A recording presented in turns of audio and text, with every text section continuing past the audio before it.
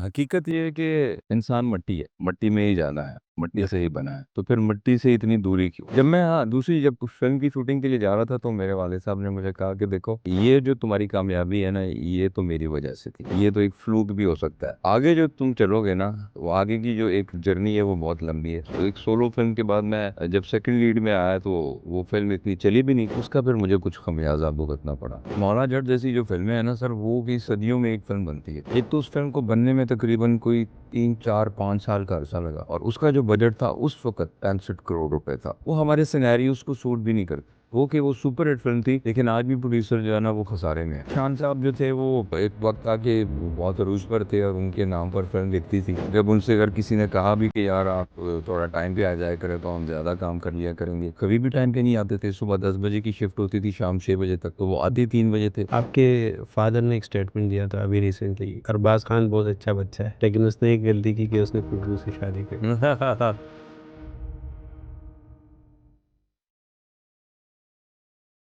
अस्सलाम वालेकुम, मैं हूँ आपका होस्ट सईद उमर सानी। और आज हमारे पॉडकास्ट में जो हमारे साथ गेस्ट हैं वो एक कमाल के एक्टर हैं, कमाल के डायरेक्टर हैं और एक कमाल के इंसान हैं।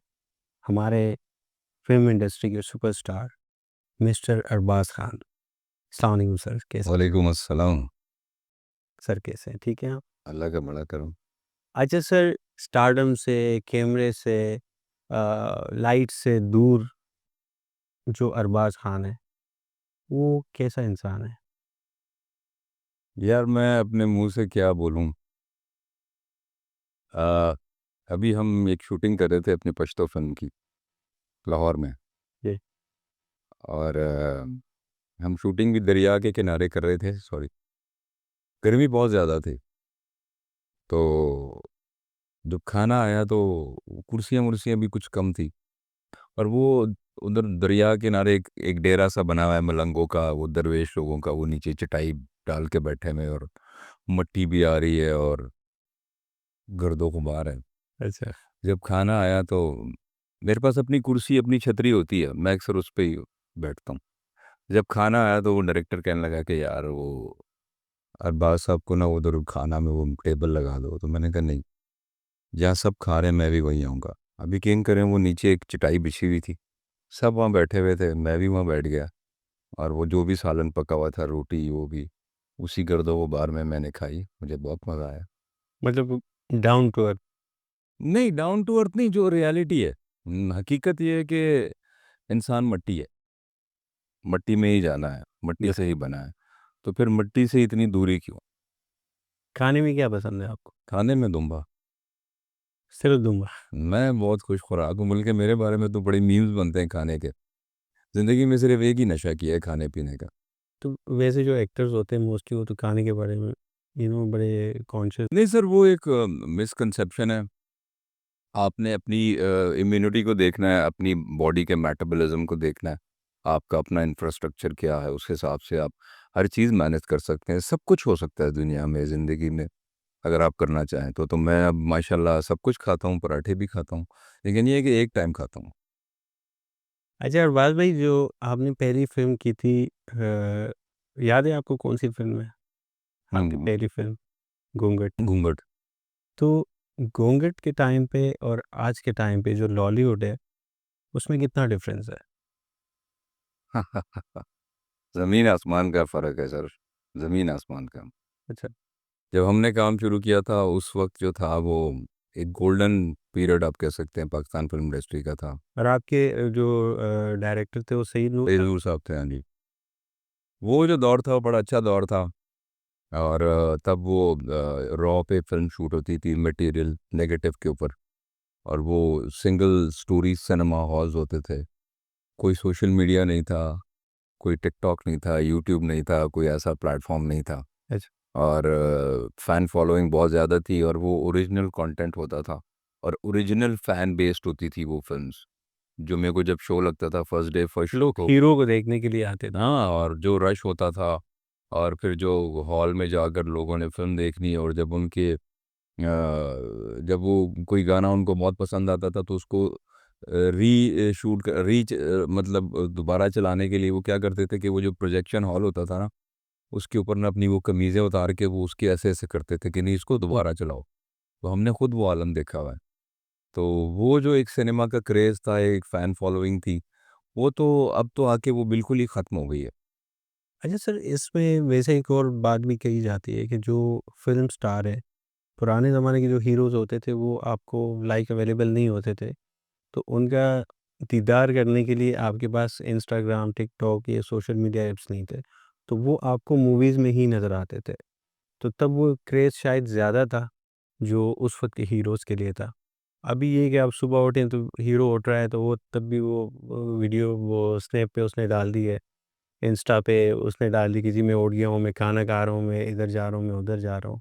तो ये काफ़ी वैसे हाँ, फ़िल्म उसमें स्टार। मिल गया ना, अब सोशल मीडिया आ गया, अब ईज़िली एक्सेस आ गया है लोगों के पास। तो आपको लगता है कि इस चीज़ से फ़र्क पड़ा है कि सर फ़र्क बहुत पड़ा है, देखें अब दुनिया है, दुनिया ने तो आगे बढ़ते रहना है, दुनिया के साथ आपको चलना भी है। लेकिन उसके साथ-साथ आपने अपने आप की भी थोड़ी-सी ना एक इंक्रीमेंट करना होता है, कि आपने अब कैसे चलना है। अब जैसे सोशल मीडिया है, ठीक है, ये एक बड़ा पावरफुल प्लेटफ़ॉर्म है।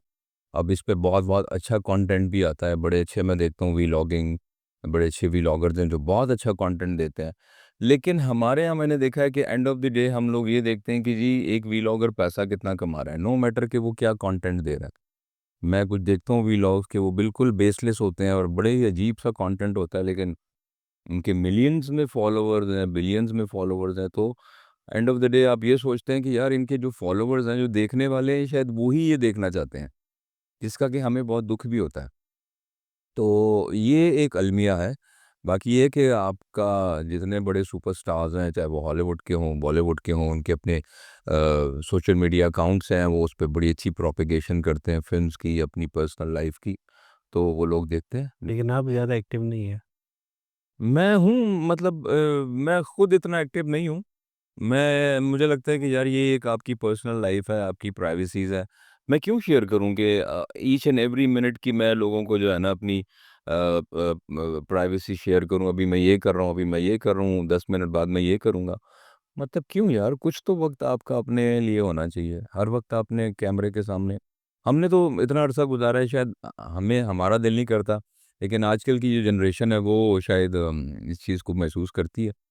तो ज़्यादती किसी भी चीज़ की अच्छी नहीं होनी चाहिए। जब बहुत ज़्यादा कोई चीज़ हद से बढ़ जाए तो इट मीन्स कि वो it's about to finish now. अच्छा, आपका इंडस्ट्री में आने के लिए या जो पहली फ़िल्म आपने की है, आसिफ़ खान का बेटा होना काफ़ी था या कोई स्ट्रगल करनी पड़ी आपको? आसिफ़ खान का बेटा होना मेरे लिए इसलिए खुशाइन था कि मुझे वो धक्के नहीं खाने पड़े स्टूडियोज़ के, जो एक न्यूकमर्स खाते हैं या जिनका बैकअप नहीं होता। और मुझे लगता है कि मैं बड़ा खुशकिस्मत था कि मुझे बड़ा वार्मली वेलकम किया गया आसिफ़ खान साहब की वजह से। और जब मेरी पहली फ़िल्म कामयाब हुई, सुपर हिट हो गई, वो जैसी भी मेरी एक्टिंग थी, जैसा भी था, मैं तो एक कॉलेज गोइंग वो था। तो जब वो फ़िल्म हिट हो गई, उसके बाद जब मैं दूसरी फ़िल्म की शूटिंग पे जा रहा था, तो आप एनसीए में पढ़ रहे थे? एनसीए में, हाँ, नेशनल कॉलेज ऑफ आर्ट्स में मेरा जी। मेरा 3rd ईयर था जब मैं छोड़ के आया था। क्योंकि मैं अब छोड़ के आ गए? छोड़ के आ गया क्योंकि मैं उन्होंने कहा था 1-2 महीने में फ़िल्म ख़त्म हो जाएगी, समर वेकेशंस थी। अच्छा, और जब मैं आया तो बस वो प्रोलॉन्ग होते-होते वो जो थी वो तकरीबन फ़िल्म वो डेढ़ 2 साल उसकी शूट चलती रही।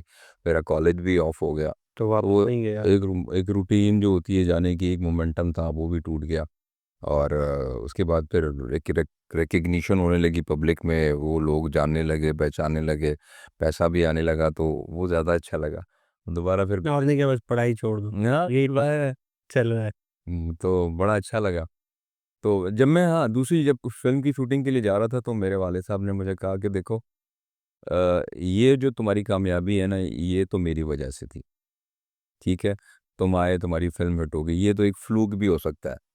आगे जो तुम चलोगे ना, वो आगे की जो एक जर्नी है वो बहुत लंबी है। सर बहुत सारे स्टार्स देखिए हम देखते हैं जो किड स्टार हैं, जो एक नेपोटिज़्म और ये सारा सीन, जिनके फादर या मदर जो है वो इंडस्ट्री के हिस्सा हैं। तो बहुत सारे स्टार्स हम बॉलीवुड में भी देखते हैं कि वो आते हैं और वो नहीं चलते। तो मेरे ख़्याल में ये ज़रूरी नहीं है, ठीक है वो चांस आपको एक मिल गया लेकिन आगे तो आपकी अपनी मेहनत है। अपनी मेहनत है, यही मैं कह रहा हूँ ना कि उन्होंने यही कहा कि वो नहीं हो सकता कि सारा क्रेडिट वो ले लेंगे, नहीं दी देखो नहीं, मेरी वज़ह से तो देखिए आज भी मैं जो कुछ भी हूँ वाले साहब की वजह से, नाम ऑब्वियसली वो तो उन्हीं का ही है।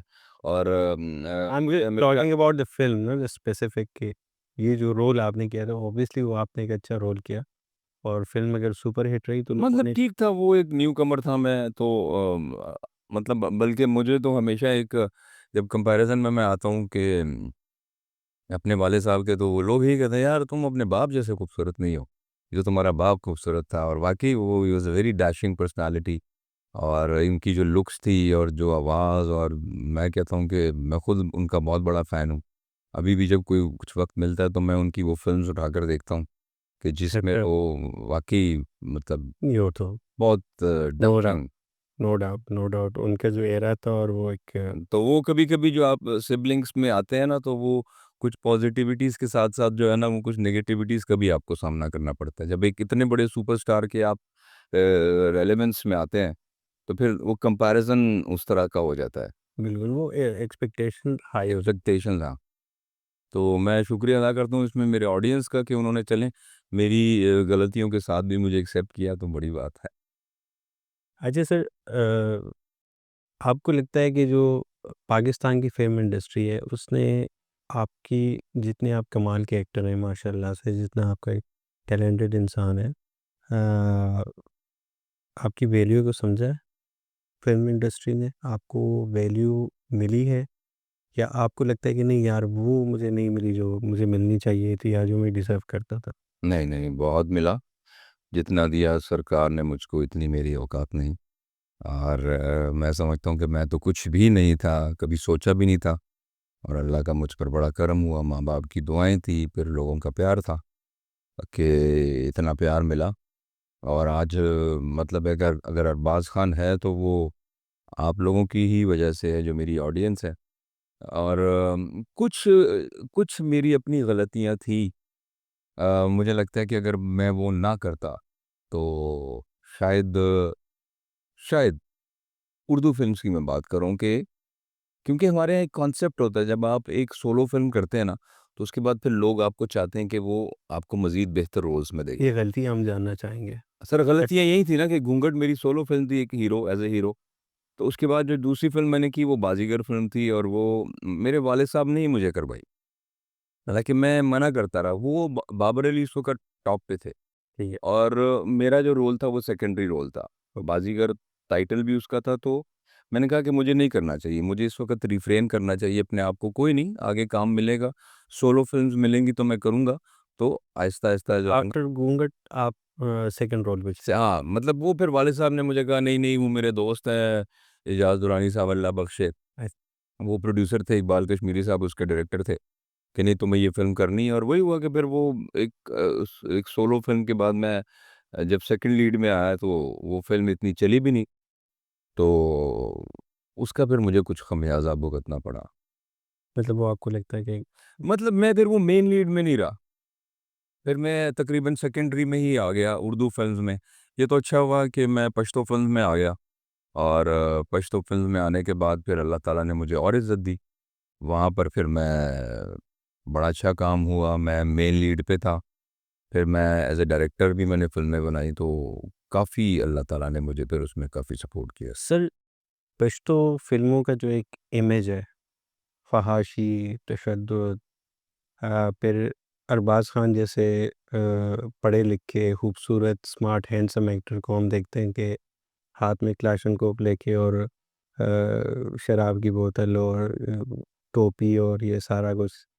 तो आपको अपना आप लाइक मिसफिट नहीं लगता वहाँ पे? सर फ़हाशी और जो आप बात कर रहे हैं ना, इसमें फ़र्क है।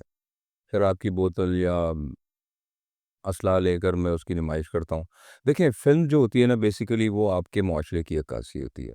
तो आपको लगता है कि ये हमारी सोसाइटी मैं आपको बता रहा हूँ कि आजकल मतलब ये मैं आपको बता रहा हूँ कि आजकल मुआशरे में असला है, उसकी नुमाइश भी है हर पुराने ज़माने में होता था, अभी तो काफ़ी हद तक लोग सर नुमाइश लेकिन ज़ाहिर है अब तो एकदम वो चेंज नहीं हो सकता ना।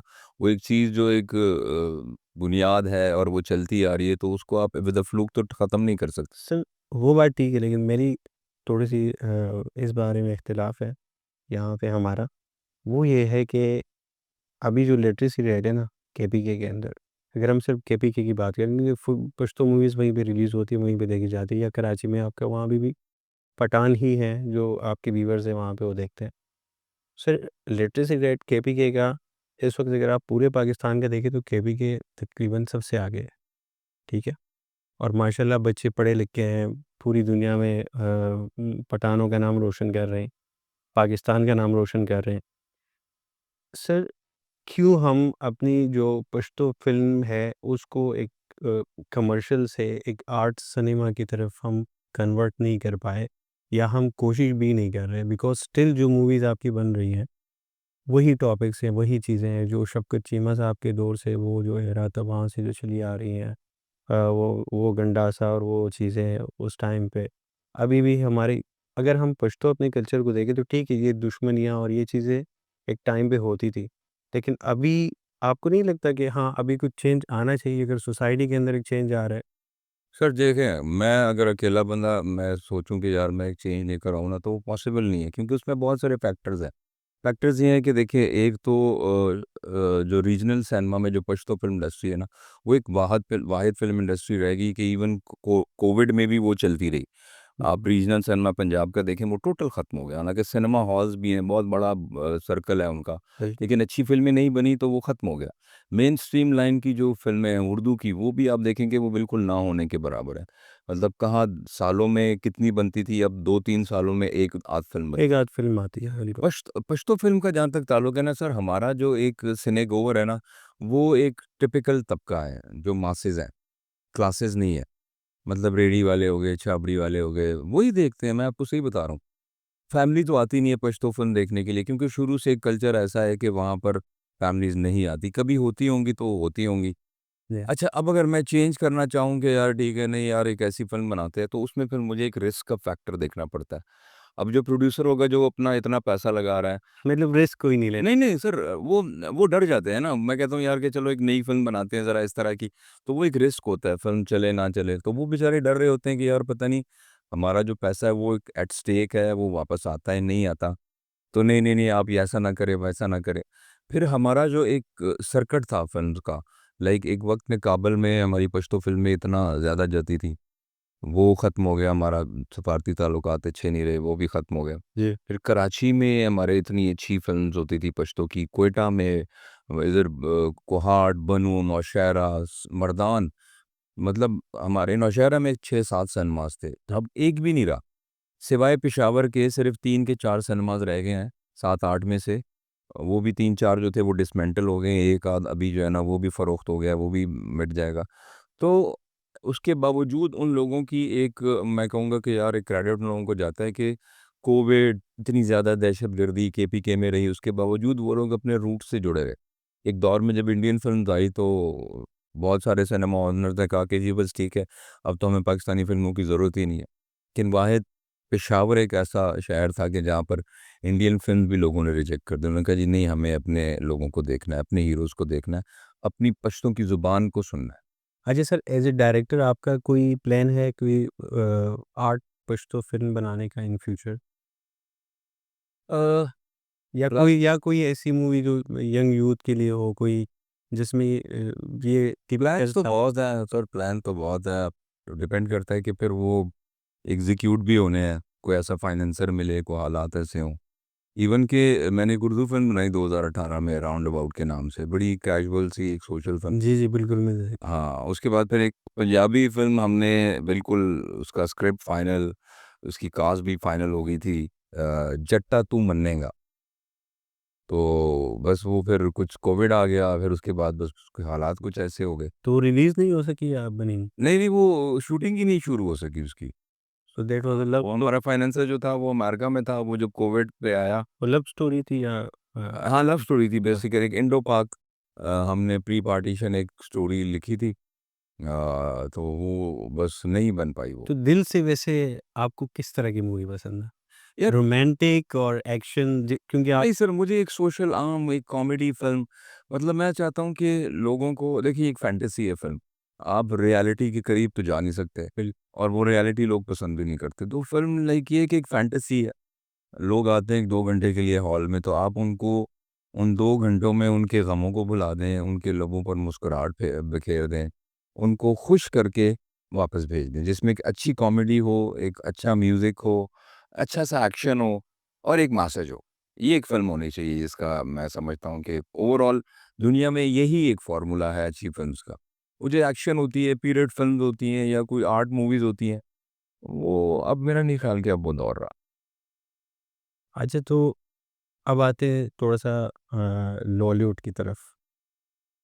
सईद नूर साहब का मैंने एक स्टेटमेंट देखा, जिसमें उन्होंने कहा कि ये मेरी 4 फ़िल्में रिलीज़ के लिए तैयार हैं, मतलब वो कंप्लीट हैं, लेकिन मैं उनको रिलीज़ नहीं कर रहा, क्योंकि पाकिस्तान में हालात ऐसे हैं और सिनेमा के ये हालात हैं, वो हालात हैं, तो मैं उसको रिलीज़ नहीं कर रहा। अब जब इतने बड़े डायरेक्टर इस तरह के स्टेटमेंट देंगे, ठीक है, तो पाकिस्तान में फिर मूवीज़ कौन बनाएगा? और अगर उन्होंने एक फ़िल्म चलो बनाई भी है, तो उन्होंने कोई नेटफ्लिक्स के ऊपर या बॉलीवुड में जाके या हॉलीवुड में जाके तो रिलीज़ करनी नहीं है, यहीं पे करनी है।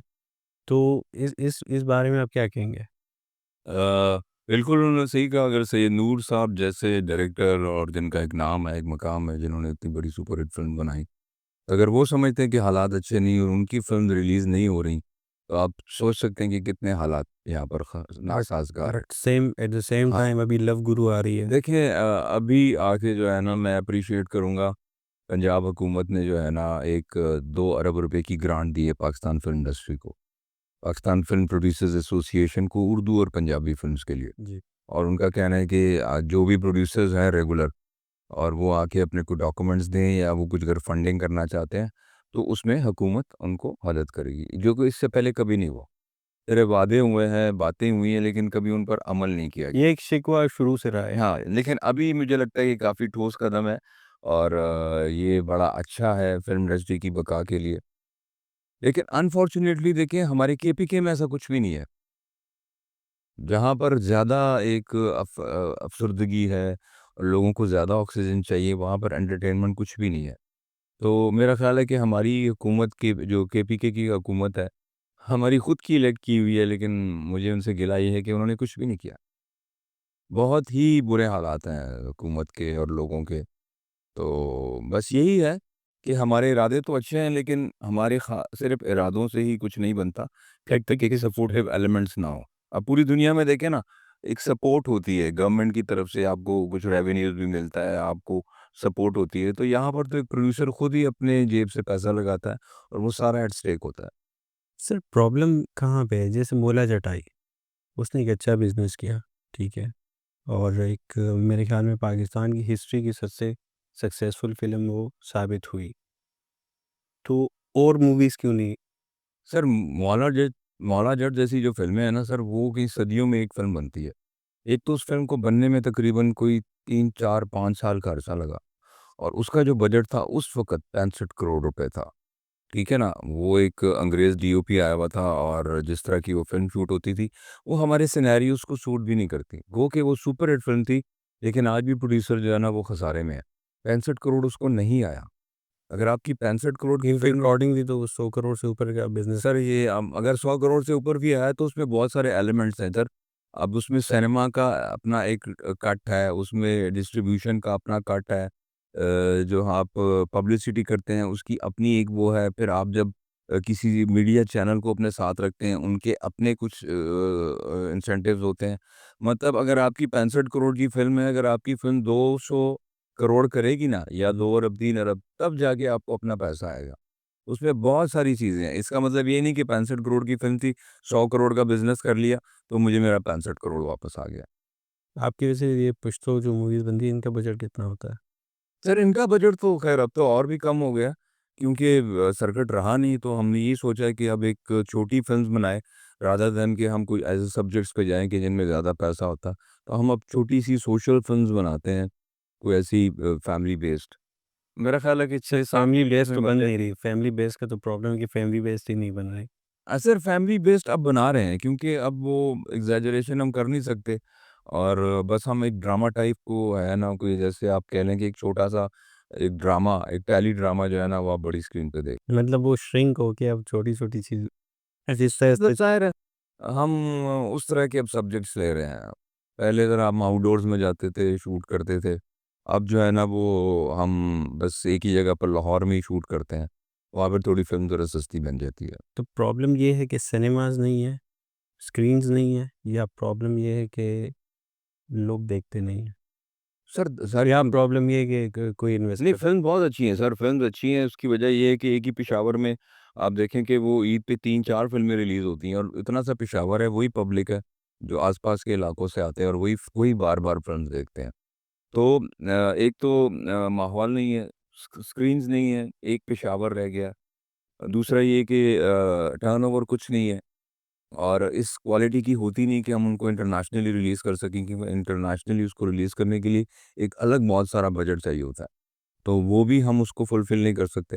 हालाँकि एक ज़माने में दुबई में पश्तो फ़िल्म रिलीज़ होती थी और बड़ा अच्छा क्योंकि बिज़नेस जितना करती थी। दुबई या सऊदीया में जितनी हमारे वहाँ पे पश्तो की ऑडियंस है, ठीक है? तो मेरे ख़्याल में ये तो अच्छा ख़ासा, या लेकिन इनसे सर ज़्यादा फिर तो वो वहाँ। बात आ जाती है ना, क्योंकि अगर आपका 6-7 मिलियन अब का तो सऊदी अरब में भी हो गया हाँ, start. South Europe, Dubai, Canada, America बहुत पठान है, हर जगह है। अगर उस एक कैलिबर की फ़िल्म बने तो मेरा ख़्याल है कि लोग ज़रूर देखेंगे। तो इसका मतलब है कि फ़िल्में बन नहीं रही। मतलब सर फ़िल्म बननी चाहिए कि उस तरह की बननी डिपेंड चाहिए। करता है हालात साज़गार हो। अब इस वक़्त जितनी महँगाई हो गई है, मेरा ख़्याल है कि जो क्लासेस, जो हमारे मासेज़ हैं, उन बेचारों के तो अपने घर के खर्चे नहीं पूरे होते, तो फ़िल्म कोई क्या देखेगा? और ये फ़िल्म तो just like a sweet dish है। मैं हमेशा कहता हूँ कि बुनियादी ज़रूरत जो है ना, वो खाना है। ये जो स्वीट डिश है ना, ये अय्याशी है। तो यहाँ पर बुनियादी ज़रूरत लोगों को नहीं मिल रही, तो वो अय्याशी क्या करेंगे? सर वो टारगेट, जो आपकी टारगेट ऑडियंस है ना, उसके ऊपर भी डिपेंड करता है। मतलब आप जो मूवीज़ अभी बना रहे हैं वो एक डिफरेंट ऑडियंस है, जो यही है कि जिनके खाने पीने का मसला है, या वो इतनी उनकी इनकम नहीं है। लेकिन जो आपकी दूसरी ऑडियंस है, जो वेल लाइक वो अफोर्ड कर सकती है, वो सिनेमा जा सकती है, वो अच्छे से अच्छे सिनेमा भी जा सकती है, तो उनको फिर अपनी जो मूवी है ना, वो दूसरी एक कमर्शियल या उस तरह का गंडासा या एक्शन या ये वो क्लाशनकोप और ये कल्चर नहीं चाहिए। सर देखें, अगर तो हमारे वो भी पास फिर बनानी पड़ेगी, तो तब शायद वो ऑडियंस भी आपके पास आना शुरू होगी और ये चीज़ इम्प्रूव होगी। सर वही ना, जब आप चेंज की बात करते हैं ना, तो उसमें एक रिस्क फैक्टर आ जाता है। अब आप जो बात कर रहे हैं कि अगर हम फैमिली को अट्रैक्ट करें टुवर्ड्स सिनेमा, यस। उसके लिए हमारे पास सिने स्टार्स या इस तरह की जो सिने हॉल्स है ना, वो होने चाहिए, मिनी स्क्रीन्स होनी चाहिए। मेरा ख्याल है पेशावर में कोई भी नहीं है। तो ये जितना बजट एक्शन मूवीज़ पे लग रहा है, क्या इस बजट में नहीं बन सकती एक अच्छी नहीं सर, फिर उसमें बहुत सारी चीज़ें आ जाती हैं। अगर आप उस क्लास की फ़िल्म बनाना चाहेंगे, उसका बजट स्टोरी? इसमें तो आपको देखिए क्लाशनकोव चाहिए, उधर आइए पूल चाहिए यार, पूल सस्ता है, बॉलीवुड में क्लाशनकोव। भी एक्शन फ़िल्म ही चलती है पूरी दुनिया में। हॉलीवुड में भी क्लाशनकोफ है, इतना कुछ होता है। नहीं, नहीं, बॉलीवुड मैं सर ये बात कर रहा हूँ, अगर हम एक्शन से इस तरफ शिफ्ट होते हैं टुवर्ड्स लाइक रोमांटिक मूवी, तो इधर अगर आपको क्लाशनकोव चाहिए, उधर आपको एक पूल चाहिए, जो ₹50 का मिल जाएगा। तो वो तो मेरे ख्याल में ज़्यादा सस्ता है। नहीं सर देखें, जो हमारा इक्विपमेंट है ना, जब वो एक जब हम मिनी स्क्रीन्स या जो सिल्वर स्क्रीन्स के लिए बनाएँगे, उसमें हमारा जो इक्विपमेंट है वो और होगा। अब जैसे कि आजकल आपको पता है, इतने हाई-फाई ईएनजी आ गई है, वेरी एलेक्सा कैमरास, जी। फिर पोस्ट है, वो उसका अपना ही खर्चा है। हम तो आज भी जो है ना, सिंपल से एक 4K जो है वो कैमरा पे शूट करके, तो सिंपल जो है ना, वो एक यूएसबी लेके तो उसको प्रोजेक्टर में लगा के तो हम चलाते हैं। हमारे पास डीसीपी फाइल भी नहीं होती, क्योंकि उसका भी खर्चा ज़्यादा है। तो ये सारी चीज़ें फिर काउंट करती हैं। तो हम अगर फैमिली को अट्रैक्ट करना चाहेंगे, तो फिर थोड़ा-सा बजट बढ़ेगा। फिर वो फ़िल्म जो है ना, हम कहाँ पर उसको एग्ज़िबिट करेंगे, लोग कहाँ आएँगे, वैसा एक उन उन एरियाज़ में, उन पॉश एरियाज़ में कुछ सिनेमा हॉल्स आने चाहिए। बिल्कुल, लोग 1 बार आएँगे, 2 बार आएँगे, मतलब ये एक लेंथी प्रोसेस है। बिल्कुल। तो लेकिन अल्लाह इंशाअल्लाह हम उम्मीद करते हैं कि एक न एक दिन होगा। हाँ, हाँ, सर अल्लाह करे हमारे जीते जी हो जाए। अच्छा सर, अभी एक कंट्रोवर्सी थोड़ी-सी क्रिएट हुई थी। आपके दोस्त भी हैं, सऊद फ़िल्म स्टार। उन्होंने एक स्टेटमेंट दिया कि पाकिस्तान फ़िल्म इंडस्ट्री को तबाह करने में सबसे बड़ा जो रोल है, वो शान और सैयद नूर साहब का है। इसके बारे में आप क्या कहेंगे? अ, मेरा ख़्याल है कि उन्होंने इस कॉन्टेक्स्ट में बात की थी कि देखें, जब फ़िल्म इंडस्ट्री बिल्कुल अपने अरूज पर थी ना, तो उसका क्रेडिट यकीनन इन कुछ डायरेक्टर्स को जाता है, जिसमें से ये नूर साहब हैं, मैडम संगीता थे हैं, और हसन अस्करी साहब, अल्ताफ़ हुसैन साहब, जिन्होंने कि बाकी एक टर्न चेंज दिया फ़िल्म्स को। जी। अब उसके बाद फिर उनको उन पर ये लाज़िम था कि वो फ़िल्म इंडस्ट्री को थोड़ा आगे बढ़ाते। उसके बाद फिर आ गया ठेका सिस्टम। ठेका सिस्टम ये है कि मैंने प्रोड्यूसर को बोला बस ठीक है तुम मुझे लमसम इतने पैसे दे दो, मैं तुम्हें एक अच्छी फ़िल्म बना के दे दूँगा। अब उसमें आगे जब ये चीज़ें आ गई तो क्वालिटी जो है ना वो थोड़ी-सी उसमें फिर काफ़ी फ़र्क आ गया। ऑब्वियसली वो तो फिर आपको बजट के हाँ, हिसाब से मतलब जब एक एक आपका काम है, आप डायरेक्टर हैं, अब मुझे काफ़ी प्रोड्यूसर्स कहते हैं कि जी आप इतने पैसे ले रहे हैं, आप मुझे फ़िल्म बना दें। मैं कहता हूँ नहीं भई, आप मुझे सिर्फ़ मेरी डायरेक्शन के, मेरी एक्टिंग के पैसे दें, बाकी आपका प्रोडक्शन मैनेजर होगा, वो जो भी चीज़ आएगी, जिस तरह भी होगी, वो उसके हिसाब से होगी, वो खुद ही करे। बिल्कुल। मुझे क्या काम है कि मैं प्रोडक्शन में वो करूँ। तो मेरा ख़्याल है जब आप बहुत सारी चीज़ें अपने उस पर ले लेते हैं, तो उसमें फिर खराबी शुरू तो वो हो जाती टेके सिस्टम में बेसिकली खराबी थी, है। हाँ, क्योंकि आपके एक पास एक फिक्स बजट था और उसके अकॉर्डिंगली आपने उसी में फिर मैनेज करना था। उसमें जो है ना फ़िल्म इंडस्ट्री को फिर थोड़ा-सा वो हुआ, फ़िल्में अच्छी नहीं बनी। और शान साहब की तो मैं ये बात करूँगा कि शान साहब जो थे वो जब एक वक़्त था कि वो बहुत अरूज पर थे और उनके नाम पर फ़िल्म दिखती थी। तो जब उनसे अगर किसी ने कहा भी कि यार आप थोड़ा टाइम पे आ जाया करें तो हम ज़्यादा काम कर लिया करेंगे। एक फ़िल्म बजट में बन जाएगी तो होगा। तो वो कभी भी टाइम पे नहीं आते थे। सुबह 10 बजे की शिफ्ट होती थी शाम 6 बजे तक। तो वो आते ही 3 बजे थे, 4 बजे 2 घंटे काम करना पड़ता था। फिर उनकी डेट्स का इतना इश्यू हुआ करता था। तो फिर डायरेक्टर्स भी मजबूर होते थे कि वो कट टू कट करके तो फ़िल्म बनाते थे। इस तरह करते-करते वो क्वालिटी गिर गई। तो जो लोग जब किसी बड़े मनसब पर होते हैं तो उनकी ज़िम्मेदारी भी ज़्यादा होती है। तो जो एक्टर्स थे सुपरस्टार्स थे या बड़े अच्छे डायरेक्टर्स थे, फिर उनकी ये ज़िम्मेदारी बनती थी यार वो थोड़ा-सा इसकी तरफ हाँ, मतलब ये उनका काम था कि वो अपने जो जूनियर्स हैं उनको बताएँ कि यार इस तरह टाइम पे आओ, टाइम पे जाओ। तो अब अगर जूनियर्स आ गया पूरी टीम बैठ हाँ, के इंतज़ार अब कर देखिए पश्तो फ़िल्म की बका क्या है? वो ये है कि छोटे बजट की फ़िल्म होती है लेकिन सब के सब इंक्लूडिंग डायरेक्टर, ए क्लास जितनी भी कास्ट है, मेरा ख़्याल है कि मैक्सिमम 9-10 बजे हम लोग सेट पर होते हैं। 11 बजे हमारा कैमरा रोल होता है और हम बहुत अच्छा काम करते हैं। मतलब अगर 3 दिन का काम हम 1 दिन में कर लेते हैं। क्यों? क्योंकि टाइम पे काम शुरू होता है। अब अगर शिफ्ट ही 8 घंटे की है और सिर्फ़ 2 घंटे काम हो रहा है, तो वो फिर प्रोड्यूसर पे थोड़ा और हो जाता है, फिल्म नहीं, का ऑब्वियसली ये तो बजट ओवर हो जाता है, डेट्स का इश्यू होता है। तो फिर एक चीज़ जो इतनी इलैबोरेशन के साथ करनी होती है, उसको फिर हम शॉर्टकट करते हैं। पहली मोहब्बत कब हुई आपको? और मर्द को कितनी बार मोहब्बत हो सकती है आपके ख़्याल में? मोहब्बत तो मेरा ख़्याल है इंसान को रोज़ होती है, इश्क एक दफ़ा होता है। अच्छा, हाँ। तो इश्क हुआ आपको? अ, बस मोहब्बत और इश्क के बीच में ही रहे। और इश्क मिला? अ, नहीं इश्क नहीं मिला। हसरत रही। हुँ, मोहब्बत मिली, इश्क नहीं मिला। तो कमी होती है, कमी महसूस होती है। यार पता क्या है देखिए अगर आप अपनी ज़िंदगी का एनालिसिस करें ना, जब से इंसान होश सँभालता है, तो कुछ चीज़ें ऐसी होती हैं जो आपको नहीं मिलती। आप उसके लिए बहुत कोशिश करते हैं, दुआएँ भी करते हैं, तो वो आपको नहीं मिलती। लेकिन उसकी जगह कोई और ले सकता नहीं, मैं आपको बताता हूँ कि हम इतनी अब ज़ाहिर है उम्र गुज़र गई है। मुझे लगता है कि दुआ माँगने का तरीका भी अब आया है कि माँगना क्या चाहिए और अल्लाह से कैसे माँगना चाहिए। एक दुआ होती है कि अल्लाह मियाँ ये मेरी चाहत है ये दे दे। है। हुँ। अल्लाह कहता है ठीक है ये ले लो। कुछ वक़्त गुज़रता है फिर बंदा कहता है कि नहीं यार ये तो सही नहीं था। जब आप दुआ ये माँगते हैं कि अल्लाह ये मेरी चाहत है लेकिन अगर तू समझता है कि ये मेरे हक़ में बेहतर है तो इसको कर दे। उसमें फिर देर है लेकिन अंधेर नहीं है। फिर वो जब अल्लाह ताला जब आपको अता करते हैं ना, उसमें फिर इंसान सारी ज़िंदगी खुश रहता लेकिन है। जैसे अल्लाह ने इंसान की नेचर रखी है, इश्क हाँ, मैं शुक्र इश्क सब में ये इंसान शुक्र इश्क तो में ये मतलब है कि करात पसंदी बड़ी अच्छी चीज़ है और ये इंसान में होनी चाहिए वरना हिर्स तो है वो कब्र तक भी ख़त्म नहीं होता। तो जो अल्लाह ने दिया, शुक्र है अल्लाह का बहुत अल्लाह का एहसान है। इतना भी हमारी मतलब हमारी औकात नहीं थी अल्लाह ने दिया और जो नहीं मिला वो शायद हमारी किस्मत में नहीं था, जो मिल गया वो बहुत अच्छा इश्क कहते ही उसी को हैं जिसमें आप ये दुआ नहीं करते कि अल्लाह जो तेरी मर्ज़ी है वो दे दे।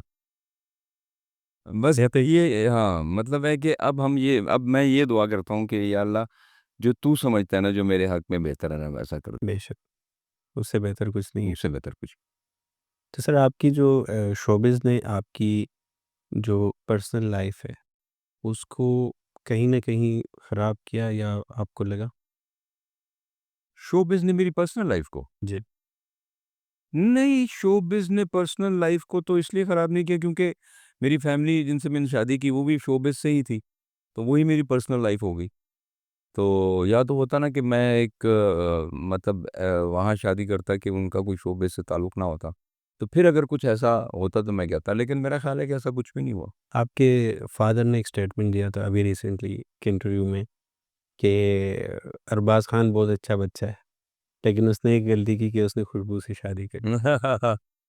असल में वालिद साहब जो है ना वो अब उम्र के उस हिस्से में अच्छा, और इस पे मीडिया में काफ़ी चीज़ें ऐसी चल रही है ना कि जैसे के पता नहीं आपके ताल्लुकात अपने फादर के साथ कैसे हैं नहीं, या नहीं, ये नहीं, चीज़ वालिद तो साहब तो बल्कि मेरे साथ रहते हैं अब तो, और वालिदा की इंतकाल के बाद तो हम बहुत उनका ख़्याल रखते हैं।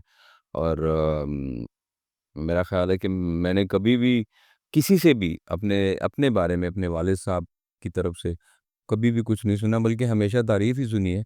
और वो हमेशा लोगों को यही कहते हैं कि यार मतलब ठीक है, हमने तो जिस तरह भी ज़िंदगी गुज़ारी लेकिन अरबाज़ उन सब चीज़ों से बचा हुआ है। तो आप अपने फादर से एग्री हैं इस बात पे जो उन्होंने नहीं, वो मैं आपको बताऊँ ना, देखिए वो उम्र के उस हिस्से में है कि अब हम उनकी किसी भी बात का बुरा नहीं मनाते हैं। वो जो आप बात कर रहे हैं ना, जी, अगर आप गौर करें कि वो एंकर का सवाल क्या था? उसका सवाल ये था कि जी आपका बेटा और आपकी बहू शोबिज़ से हैं, और उनका जवाब कुछ और था कि नहीं वो अरबाज़ अच्छा था और ये है, वो है। तो बाद में मैंने उनके दिल में कुछ बड़ास थी जो उन्हें निकाल वो बस ज़ाहिर है इस उम्र में आके बस जो है ना बड़े और बच्चे एक जैसे हो जाते हैं। तो हम उनकी बातों को ना अब इतना ज़्यादा वो करते नहीं है, बस अब हम उनका ख़्याल रखते हैं, उनकी खिदमत करते हैं और अल्लाह ताला उनको ज़िंदगी दे। और वालिदा के बाद तो हम बहुत ज़्यादा ख़्याल रखते हैं। कभी लाइफ में डिप्रेशन या इस तरह की चीज़ें कभी क्यों नहीं सर, बहुत ज़्यादा। और इंसान सीखता ही दुःख में है, परेशानियों में है। और वो कहते हैं ना कि गम भी गुज़श्तनी है, खुशी भी गुज़श्तनी, कर गम का इख्तियार कि गुज़रे तो गम ना हो। तो मेरा ख़्याल है कि ज़िंदगी में 80% तो प्रॉब्लम्स हैं। यार लोगों को लगता है ना कि ये एक्टर है, हाँ, सुपरस्टार, इनको कुछ नहीं है, उनका एक बड़ा अजीब-सा एक मिसकंसेप्शन है। सबसे खुश यार रहो। आप तो एक्टर हैं, आपको तो कभी कोई प्रॉब्लम नहीं होगा, आपको तो कभी कोई दुःख नहीं होगा। तो नहीं यार, हम भी इंसान हैं और एंड ऑफ द डे तो हमारे भी एहसासात हैं, जज़्बात हैं और होता है। और फिर ज़िंदगी में जो है ना ज़्यादातर मुश्किलात हैं, लेकिन मुश्किलात भी इंसान की बेहतरी के लिए ही आती हैं। मेरी ज़िंदगी में जब मुश्किलात आईं, डिप्रेशन आया और बहुत ज़्यादा एक पीरियड ऐसा गुज़रा जब मैं बहुत डिप्रेस था, मेरी वालिदा का भी इंतकाल हुआ और मैं वालिदा से बहुत अटैच था। तो मैंने देखा कि अक्सर जो लोग हैं ना डिप्रेशन में वो या तो नशों में मुब्तला हो जाते हैं या थोड़ा-सा बिखरे हो। हाँ, वो आउट हो जाता है। लेकिन मुझे लगता है कि मेरा अल्लाह के साथ जो कनेक्शन था ना वो और ज़्यादा मज़बूत हो गया। मतलब है कि जब ऐसा भी टाइम था कि यार काम भी नहीं था और अकेला सारा-सारा दिन, सारी-सारी रात, तो ना मैं गुफ्तगू करता था। फिर एक टाइम ऐसा आता है उस गुफ्तगू में कि आपको लगता है कि आपकी गुफ्तगू सुनी जा रही है। एक कनेक्शन बन जाता है। सुनी जा रही है और फिर जवाब आ रहा है। एक वाइब्स आती है, एक कनेक्शन बन जाता है। लेकिन उस कनेक्शन को बनने में बड़ा टाइम लगता है। तो जब आपका कनेक्शन ऊपर मज़बूत हो गया ना, फिर आपको दुनिया की परवाह नहीं है। सर वो फिर वो जो है ना देखिए, अल्लाह ताला कहता है कि जब तुम मुझ पर अपना ईमान बहुत कामिल कर लो ना, तो मैं फिर तुम्हें अपना रंग दिखाता हूँ। और अल्लाह ताला उसी बंदे को अपना रंग दिखाता है जिस पर के जो कि अल्लाह पर कामिल ईमान रखता हो। अभी जो रिसेंटली लीबिया में एक वाक़या हुआ, आपको पता है? जी, वो जो जद्दा हाँ, के लिए मुसाफ़िर जा रहा था। पर जहाज़ वापस आ गया। 1 दफ़ा नहीं सर, 2 दफ़ा वापस थोड़ा आया और फिर पायलट ने खुद कहा कि भई इस बंदे के बगैर अब जहाज़ नहीं जाएगा। बड़ी तो उस बंदे से जब उन्होंने पूछा, उन्होंने कहा यार बस मेरा तो अल्लाह पे ही कामिल ईमान था कि अल्लाह तूने ही लेके जाना है, मैंने तो बड़ी मुश्किलों से पैसे जमा किए। तो ये होते हैं अल्लाह के रंग। फिर अल्लाह ताला अपने रंग दिखाता है सिर्फ़ उन बंदों को कि जो कि उसके इश्क में पागल हुए हों, जब उसके इश्क में रंग जाएँ। अम्मी के जाने के बाद ज़िंदगी कैसी रही? क्या सर मैं इकलौता भाई हूँ 7 बहनों का और बहुत लाड प्यार में पला, वालदैन का और वालदा का मैं बहुत लाडला। बहुत अटैचमेंट थी मेरी वालदा से और तकरीबन वो 1 साल बीमार रहीं, उनको कैंसर हो गया। तो वो 1 साल मैं फिर उनके पास रहा।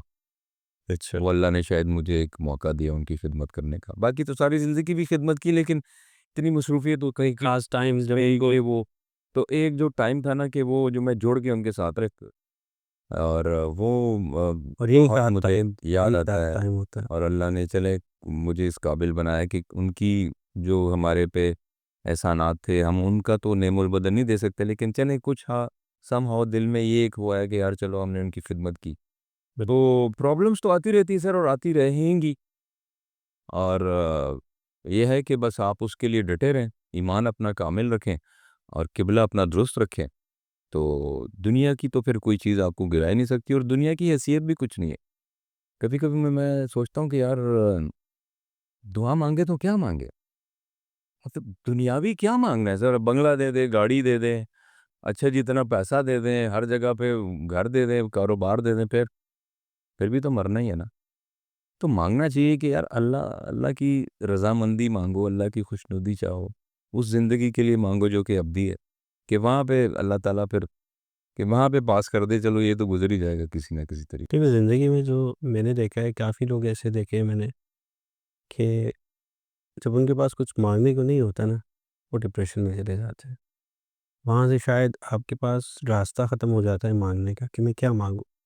मतलब आपकी एक स्ट्रगल चल रही है, आपने कहा यार मुझे बिज़नेस करना है, आपने बिज़नेस कर लिया, हासिल कर लिया, जो आपको चाहिए था, गाड़ी, बंगला सब आ गया।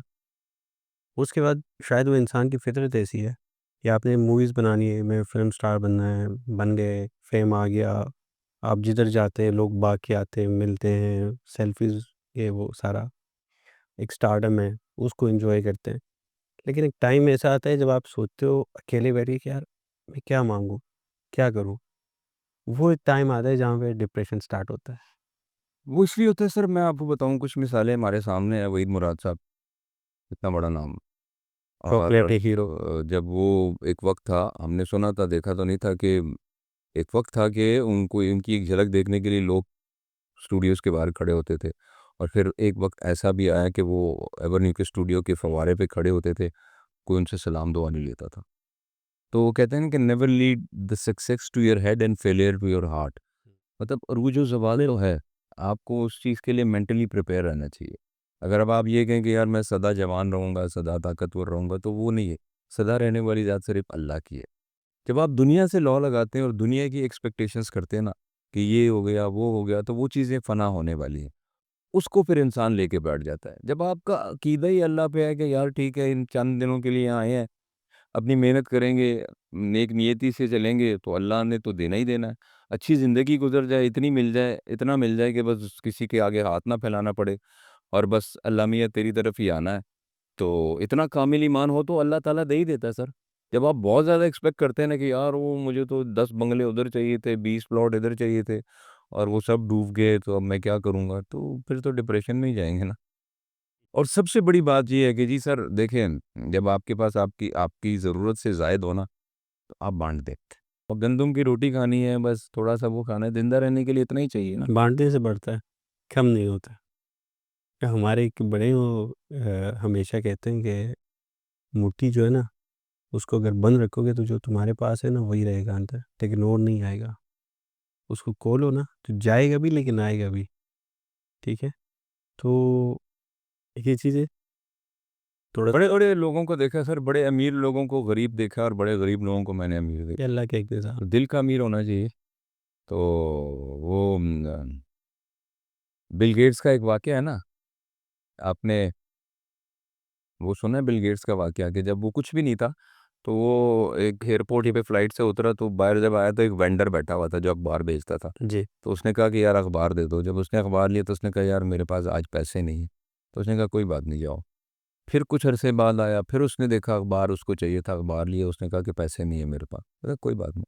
फिर कुछ अरसे बाद जब वो बिल गेट बन गया तो स्पेशली वो उधर गया, और ये वही वेंडर बैठा हुआ था अखबार वाला। उसको बोला यार तुम्हें याद है, तुमसे मैंने 2 दफ़ा अखबार लिया था, आज बताओ आज तुम्हें मुझसे क्या चाहिए? उसने कहा मेरी बात सुनो, मैंने तुम्हें अखबार उस वक़्त फ्री दिया था जब तुम कुछ नहीं थे। आज तुम अमीर हो तो तुम आके मुझे ये कह रहे हो कि क्या चाहिए? तुम कभी मुझसे ज़्यादा अमीर हो ही नहीं सकते। तो ये बात है। सिर्फ़ माइंडसेट से बात है सर, माइंडसेट है। आप ये जब माइंड को आप जब सेट कर लें ना, ऑटो पे कर दें, और ऑटो क्या है कि ज़िंदगी है, मरना है, अल्लाह के पास जाना है, जो कुछ है अल्लाह की तरफ से है। इंसान ने सिर्फ़ तगो-दौ करनी है, हिम्मत करनी है, मेहनत करनी है, बाकी उसके हाथ में। उसकी उसकी रज़ा पे खुश हो। अच्छा सर, थोड़ा-सा अब चेंज करते हैं, ज़्यादा सीरियस साइड पे चलेंगे। अगर फ्यूचर में कोई पॉलिटिकल या रिलीजियस टॉपिक पे फ़िल्म बनाने का मौका मिला तो बनाएँगे? पॉलिटिकल या सर मेरा ख्याल है जो कौन हमारा कौन-सी ऐसी कोई पर्सनैलिटी है जिसके ऊपर आपको यार इस पे कोई मूवी में जो बनी? हमारा पॉलिटिकल सिनेरियो है ना सर, उसमें तो लोग शायद कभी भी ना आए। मैंने कहा ना आपको कि सर फ़िल्म जो है ना वो एक फैंटेसी है। फ़िल्म को आप कभी आपके रियलिटी फ़ेवरेट हाँ? आपके फ़ेवरेट पॉलिटिशियन मैंने सुना है, उन पे तो आप फ़िल्म बना सकते हैं। किन पे? आपके फ़ेवरेट पॉलिटिशियन पे? सर या आप नहीं रहे? मैं अगर नहीं मैं अगर अब हकीकत में बनाना चाहूँगा तो वो कभी बनने नहीं देंगे कोई, वो बनेगी भी नहीं। और स्याह-सफ़ेद सबको पता है सर, हर चीज़ हर सबको पता है। हाँ, लेकिन अगर मेरा एक ख्याल टाइम ऐसा आया, चलिए उनकी गवर्नमेंट आ गई, खान साहब की, हुँ। तो मौका मिला आपको तो बनाएँगे? फ़िल्म? यस। खान साहब की ज़िंदगी पर एक फ़िल्म अभी बनी भी थी पीछे, शायद वो रिलीज़ नहीं हो पाई, उनकी ऑटोबायोग्राफ़ी पे बनी थी और मैं बना लूँगा हाँ, क्यों नहीं? मतलब है कि उस बंदे का डेफ़िनेटली सर एक देन है हमारे लिए और एक एहसान है इस सोसाइटी पर कि गिविंग है उसकी सर डिलिवरेंस है। शौकत खानम हॉस्पिटल आप देख लें, नमल यूनिवर्सिटी देख लें, लोगों में अवेयरनेस देख बिल्कुल। लें, एक इंटरनेशनली जो हमारा एक इमेज पोर्ट्रे हुआ है वो देख लें। कुछ गलतियाँ होती हैं इंसान से, उनसे भी हुई, कि वो उनको ऐसा नहीं करना चाहिए था। बहरहाल हाँ, ठीक है, चलता है। अच्छा सर, एक यंग एक्टर के लिए या एक यंग डायरेक्टर के लिए आपकी क्या एडवाइस होगी पाकिस्तान की फ़िल्म इंडस्ट्री में? समझा नहीं मैं। एक यंग एक्टर या डायरेक्टर, एक young actor young director actor जो आना चाहते हो इंडस्ट्री के अंदर, उनके लिए क्या एडवाइस होगी आप? सर एडवाइस तो अब मैं क्या एडवाइस दूँ सबसे पहले तो ये है कि आजकल के जो नौजवान हैं अगर वो इस तरफ आना चाहें तो नहीं लेकिन लिया हो तो बेहतर है। नहीं सर वो बड़े खुशनसीब हैं कि उनके पास देखिए ना मीडियम है। ये फ़ोन उठाएँ आप इस पर अपनी कोई भी बेहुदा सी वीडियो डाल दें, वो वायरल हो जाएगी, लोग आपको देखेंगे, आपकी फ़ैन फॉलोइंग मैंने कहा बढ़ेगी। फ़िल्म्स की तरफ आना चाहिए या हाँ, तो सर यहीं से काफ़ी फ़िल्म में आए हैं लोग मैंने देखा है। लेकिन मैं आपको एक बात बताऊँ देखिए एक कुदरत का कानून है कि जो चीज़ जितनी जल्दी ऊपर जाती है ना, उसी तरह नीचे भी आती है।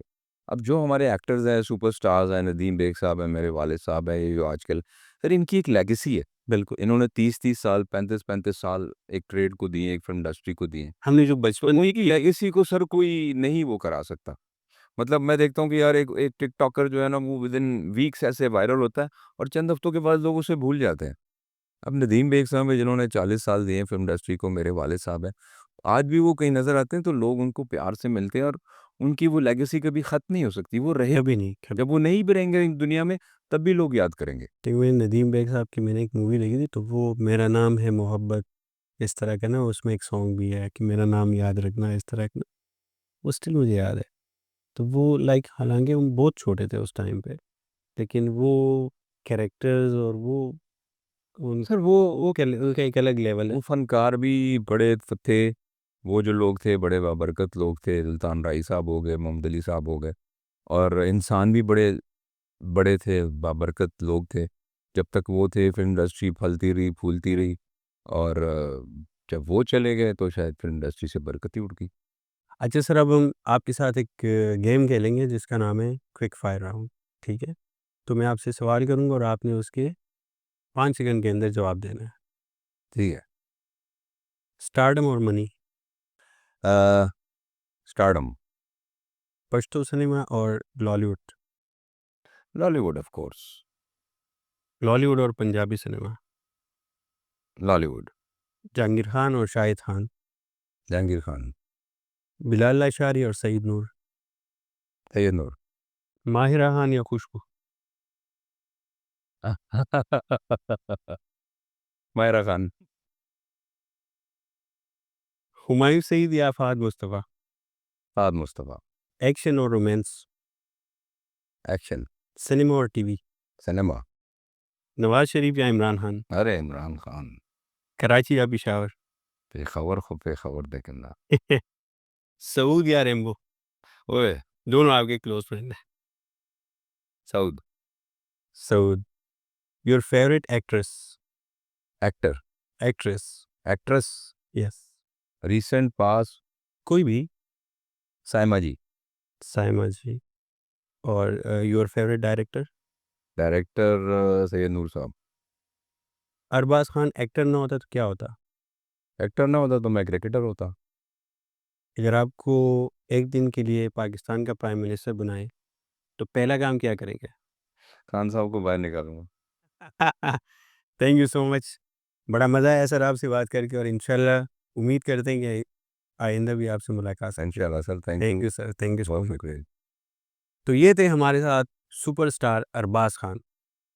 आई होप आप लोगों ने बहुत एंजॉय किया होगा। इंशाल्लाह इंशाल्लाह नेक्स्ट भी इनको बुलाते रहेंगे अपने शो पे, जब भी इनके पास टाइम होगा। मिलते हैं नेक्स्ट शो में किसी नए गेस्ट के साथ। तब तक के लिए अल्लाह हाफ़िज़।